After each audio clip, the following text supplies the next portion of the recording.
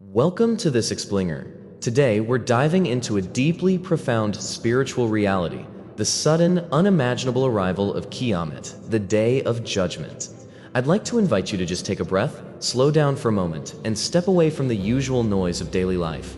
We're about to look at an event so immense, so absolute, that it literally reshapes our entire understanding of time and existence. You know, what's truly striking about the arrival of the final hour is the sheer normality of it all. The traditions tell us there won't be some massive dramatic shift in human behavior right before it happens. It just begins with an ordinary person.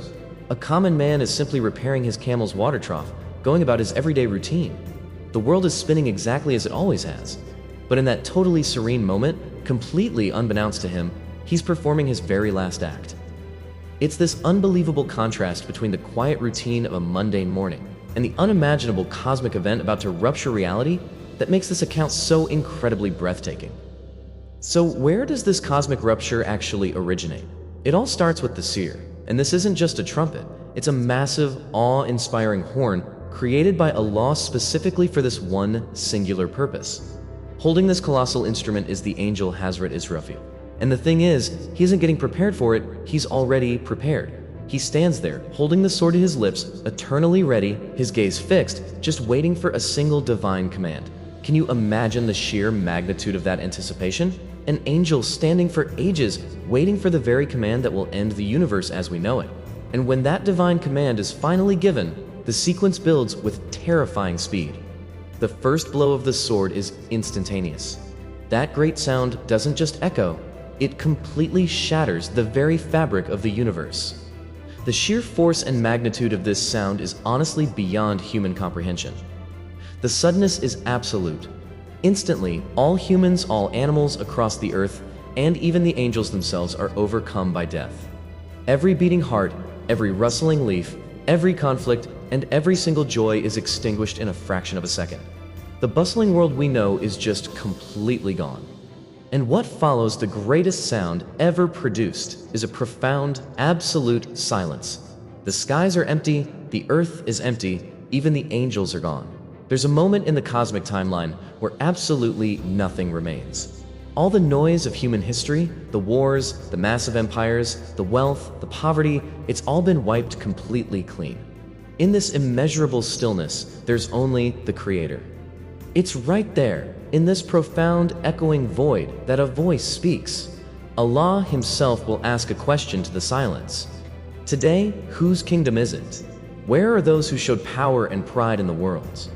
Really think about the weight of those words. All those kings, emperors, billionaires, and tyrants who walked the earth with so much arrogance, the ones who thought their power would last forever, where are they now? There is no one to speak. There's no one to answer. The emptiness itself becomes the most powerful testament to the frailty of human pride. Because there's literally no creation left to answer. Allah Himself will answer. It belongs to Allah, the One, the Subduer, Wahid al-Qahar, the Absolute One, the Supreme Overpowering Lord. All the illusions of control and ownership that we humans cling to in our lives are entirely stripped away to reveal this one undeniable fact. Everything, from the very beginning, belonged only to Him. This is the absolute majesty of the Creator, affirmed in the complete silence of the uncreated. But of course, the story doesn't end in silence. First, the command of life is issued. Hazrat Israfil is resurrected by Allah's command and he raises the sword once more.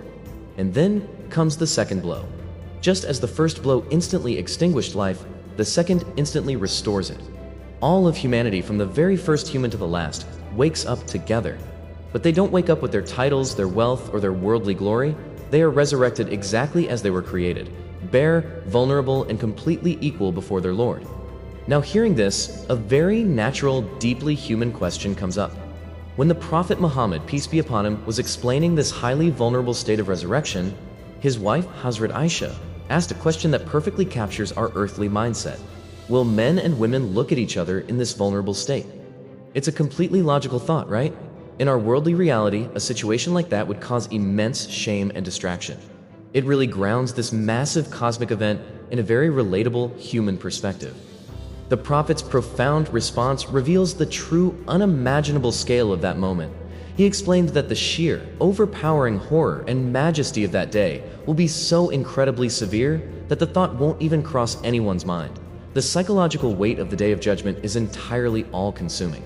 Every single person will be so intensely terrified about their own fate, so deeply gripped by the reality of standing before their Creator, that they will have absolutely no consciousness to look at anyone else. The bonds of family, the distractions of the physical world, all of it just dissolves in the face of ultimate accountability. And then they'll wait, and they will stand 50,000. The traditions relate that the length of this single day of judgment is equivalent to 50,000 earthly years. 50,000 years. Just think about how long a difficult day feels in our current lives. Now try to comprehend standing under the reality of divine judgment for a period longer than the entirety of recorded human history. It's a number that's meant to stagger the mind, to really emphasize the unparalleled gravity and severity of the time when everything we have ever done is brought out into the light. This immense waiting period brings us to the absolute core of it all, the Great Reckoning. During this massive span of 50,000 years, the accounting takes place. Every single soul, without exception, will face the ultimate outcome of their worldly deeds. Every hidden intention, every small act of kindness, every wrong committed in the dark, it all matters. The way you treat others, the integrity you hold, these are literally the only currencies that retain any value on a day when all worldly wealth has vanished. This reckoning is the ultimate manifestation of absolute justice. As we reflect on this reality, we have to remember the true nature of its arrival. It happens without any prior announcement.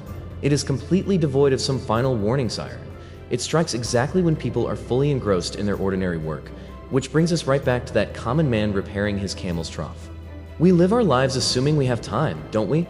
Time to apologize, time to reflect, time to change our ways. But the undeniable lesson of this narrative is that time is an illusion, and the end simply doesn't wait for us to be ready.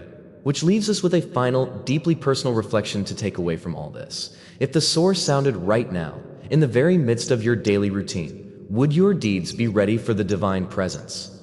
It's not a question meant to cause despair, but rather to inspire immediate, meaningful action. It's a profound call to live every ordinary moment with a beautiful, spiritual awareness. Thank you so much for joining me on this explainer of the final hour.